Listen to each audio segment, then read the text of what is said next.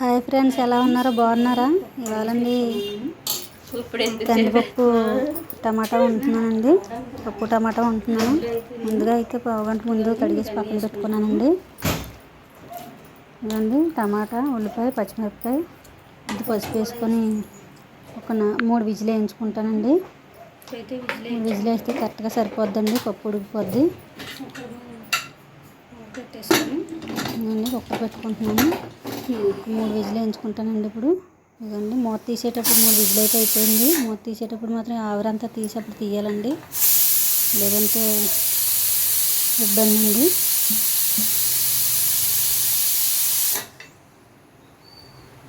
మొత్తం ఆవిరంతా పోయిన తర్వాత కుక్కర్ మూత తీయాలండి.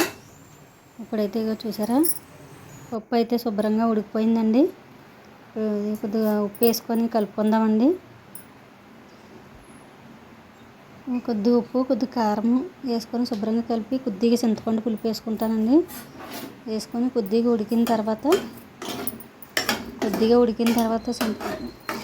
ఇప్పుడు పోపు పెడతానండి. ఇదిగోండి అయిపోయింది. 3 విజిల్కి కరెక్ట్గా ఉడికిందండి పప్పు. అయిపోయిందండి పప్పు అయితే. ఇప్పుడు కొద్దిగా చింతపండు పులుపు వేసుకుంటున్నానండి. ఇవ్వండి చింతపండు నానబెట్టుకొని పెట్టుకున్నానండి. ఇప్పుడు ఇందులో అయితే పులుపు వేస్తున్నానండి. ఇది 10 నిమిషాల పాటు పప్పు ఉడికిన తర్వాత పోపు వేసుకుంటానండి. కొద్దిగా వేసుకుంటే సరిపోతుంది చింతపండు పులుపు. ఆల్రెడీ టమాటా వేసుకున్నాం కాబట్టి చాలా బాగుంటుందండి పప్పు. 10 నిమిషాలు ఉడికించుకోవాలండి. ఇప్పుడు పోపు వేసుకోవాలి. ప్రతి ఒక్కరు లైక్ చేయండి, సబ్స్క్రైబ్ చేసుకోండి. 10 నిమిషాల పాటు ఇలా ఉడికించుకొని అప్పుడు ఇదండి ఉడికింది పప్పు అయితే బాగా ఉడికిందండి.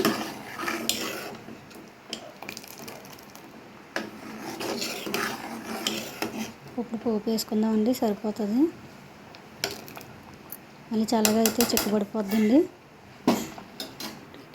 చూడండి, ఇప్పుడు 2 స్పూన్లు ఆయిల్ వేసుకున్నాను. పోపు దినుసులు, మెంతులు, జీలకర్ర, పోపు దినుసులు, కరివేపాకు, ఎల్లుల్లిపాయ, ఆ మొత్తం అన్నీ నూనెలో ఫ్రై చేస్తున్నాను. ఈ కొద్దిగా వేగిన తర్వాత అండి ఇవ్వండి కొద్దిగా ఫ్రై అవ్వాలండి. ఫ్రై అయిన తర్వాత ఇప్పుడు పప్పు వేస్తానండి.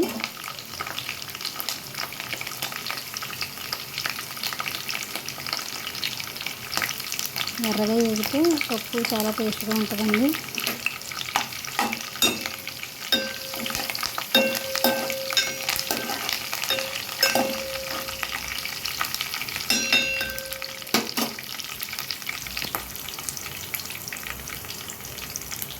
అయిందండి, ఎర్రగా అయింది చూడండి. ఇప్పుడు ఇందులో పప్పు వేసుకున్నామండి.